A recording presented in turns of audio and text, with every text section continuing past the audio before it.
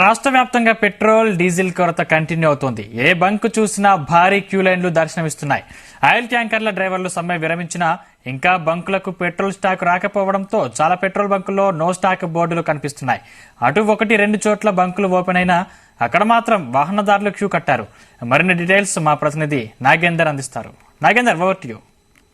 బిక్కిరి అయ్యే పరిస్థితి నెలకొంది. నిన్నటి నుంచి పెట్రోల్ బంకుల వద్ద అయితే వాహనదారులతో బారులు తీరారు. ఎందుకంటే పెట్రోల్ దొరుకుతుందో లేదో అని ఒక అయోమయ పరిస్థితి నెలకొంది. దేశవ్యాప్తంగా ఇదే పరిస్థితి నెలకొంది. ప్రస్తుతంగా హైదరాబాద్ లోని జూబ్లీస్ రోడ్ నెంబర్ 5 పెట్రోల్ బంక్ వద్ద ఉన్నాను.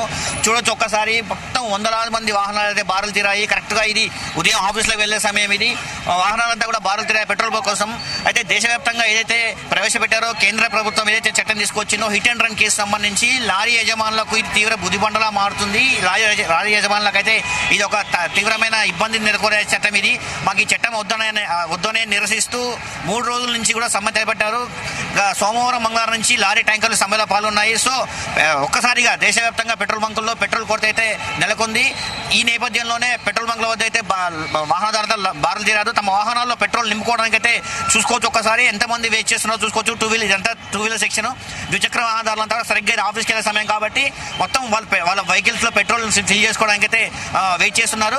అయితే కొంచెం లిమిట్ పెట్టారు. అంటే ఒక వాహనంలో ఒక లీటరు లేదంటే ఎక్కడి నుంచి వస్తున్నారండి? మేము యూసఫ్గూడ నుంచి వస్తున్నామండి.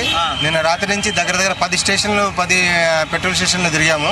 కానీ ఎక్కడ దొరకని పరిస్థితి. ఈరోజు పొద్దున్న తెల్లవారు నుంచి అక్కడక్కడ తిరుగుకుంటూ ఈరోజు లైన్లో వచ్చి ఇందాక నుంచి ఒక ½ అవర్ నుంచి నిలబడి ఉన్నాము. సరే, మేము ఎప్పుడు ఇంత ఎదురు చూడలేదు. పెట్రోల్ ఎప్పుడు పడిద్దాం మా బండి ఎప్పుడు కదిద్దాం అని చెప్పేసి ఆతృతగా ఎదురు చూస్తున్నామండి. ఓన్లీ క్యాష్ పేమెంట్స్ మాత్రం యాక్సెప్ట్ చేస్తున్నారు. క్యాష్ పేమెంట్స్ ఇది మాత్రం కొంచెం ప్రాబ్లం గా ఉంది. కేవలం క్యాష్ పేమెంట్స్ అంటున్నారు. అందరూ క్యాష్ పెట్టుకుని రాలేరు కదా. అందులో టీవీలో కానీ ఎక్కడ సమాచారం కూడా లేదు.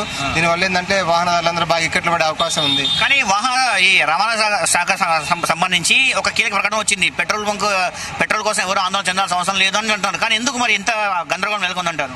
ఈ ఒక్కసారిగా వాహనదారులందరూ రావడం వల్ల సో ఏంటంటే ఎవరికి వాళ్ళు ట్యాంక్ ఫుల్ చేసుకుందాము, వెళ్ళిపోదాము, ముందు మనం బయటపడదాము, మళ్ళీ అయిపోద్దాము, పెట్రోల్ అయిపోద్దాము, దొరకని పరిస్థితి. 2-3 రోజులు బంద్ అంటున్నారు.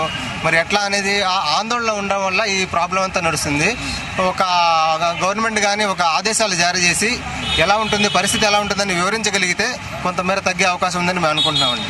ఇది పరిస్థితి. కొద్దిగా వాహనదారుల్లో ఒక ఇన్ఫర్మేషన్ లేకపోవడము, సోషల్ మీడియాలో రాంగ్ మెసేజ్ వైరల్ అవ్వడం వల్ల కూడా పెట్రోల్ దొరకదేమో అని కూడా ఇబ్బంది పడుతున్నాను అని అనుకుంటున్నాను. మార్నింగ్ నుంచి కూడా ఇదే పరిస్థితి నెలకొంది. అయితే ఇప్పుడే ఒక లారీ ట్యాంకర్ అయితే పెట్రోల్ బంక్ వచ్చింది. పెట్రోల్ ని డీజిల్ అయితే అన్లోడ్ చేస్తుంది. సో ఆ ట్యాంకర్ ఎవరైతే తీసుకొచ్చారో ఆ డ్రైవర్ మనతో పడుతున్నారు. అసలు ఈ ఇబ్బంది గల కారణం ఏంటి? అసలు ఈ నిజంగానే ఆగిందా లేదంటే ఈ ఆలస్యంగా కారణం ఏంటి? అలాగే పెట్రోల్ బంకులకు ముందు ఈ పెట్రోల్ ని డీజిల్ ని రవాణా చేసే ట్యాంకర్ డ్రైవర్ మనతో పడుతున్నారు. ఒక్కసారి అడిగి అసలు ఈ ఇబ్బంది గల కారణం ఏంటో తన మాటల్లో తెలుసుకున్నాం. నమస్తే అన్న. నమస్తే. మీ పేరు? నా పేరు ఖజామీ అండి. ట్యాంకర్ మీరే డ్రైవ్ చేస్తాను? నేను డ్రైవ్ చేస్తాను. యాక్చువల్లీ నిన్నటి నుంచి ఇబ్బంది ఎదుర్కొంది కదా. అంటే ఈ ట్యాంకర్లు రాలేదా, నిజంగా ఆగిపోయాయా, ఎక్కడ ఆగిపోయాయి? ఒకరికి ఈ ట్యాంకర్ వచ్చి ఎన్ని గంటలకు బయలుదేరింది, ఎక్కడి నుంచి బయలుదేరింది, అసలు ఇబ్బంది గల కారణం ఏంటి, మీరేం చెప్పాలనుకుంటున్నారు? నేను చెప్పేది ఏంటంటే ఇది ఇంత రష్యా పబ్లిక్ ఇట్లా ప్రాబ్లం ఎందుకంటే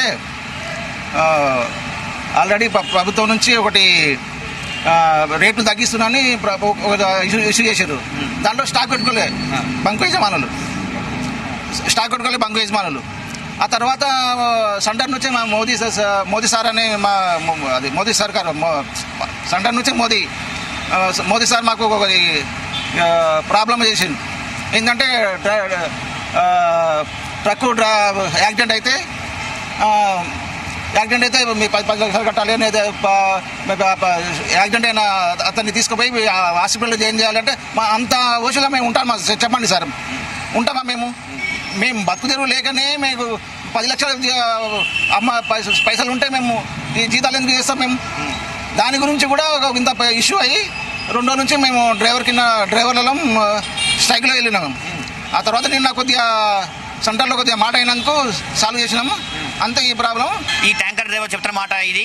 ప్రస్తుతానికి ట్యాంకర్లు అయితే వస్తున్నాయి, సమ్మెను అయితే విరమించారు, పెట్రోల్ డీజిల్ దొరుకుతుంది, వాహనదారులు ఎవరు కూడా ఇబ్బంది చెందాల్సిన అవసరం లేదు. ప్రస్తుతానికి నేను ట్యాంకర్ వద్దే ఉన్నాను. ట్యాంకర్ అయితే ఆల్రెడీ వచ్చింది, చూపిస్తున్నాను మీకు. ట్యాంకర్ అయితే పెట్రోల్ బంక్ సంబంధించిన ఏదైతే అన్ఫిల్ చేస్తున్నారు ఇదంతా కూడా దీని కింద ఉన్న ట్యాంక్ ఇది. ఇక్కడ మొత్తం ఫిల్ చేస్తే బంకుల్లో మనకు పెట్రోల్ అనేది డీజిల్ అనేది లభ్యమవుతుంది. సో ఈ ట్యాంకర్ వచ్చి మొత్తం ఫిల్ చేస్తుంది. ఇప్పుడే వచ్చింది ఈ ట్యాంకర్. సో పెట్రోల్ డీజిల్ అయితే దొరుకుతుంది, ఎవరు కూడా ఇబ్బంది అయితే పడాల్సిన అవసరం లేదు. ప్రస్తుతం ఇది పెట్రోల్ బంక్ వద్ద ఉన్న పరిస్థితి. కెమెరామెన్ హరీష్తో నాగేందర్, జీ తెలుగు న్యూస్, హైదరాబాద్.